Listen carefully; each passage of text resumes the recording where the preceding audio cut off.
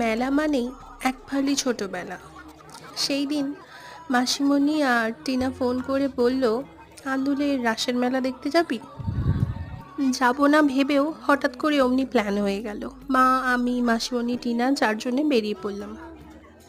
এর আগে আর একবার অনেক বছর আগে এই আন্দুলের রাসের মেলায় এসেছিলাম। ম্যামের কাছে পড়তে আসতাম, তো টিউশন পড়ার ছুটির পরে 3 বান্ধবী মিলে এসেছিলাম। তারপরে আর আসা হয়নি।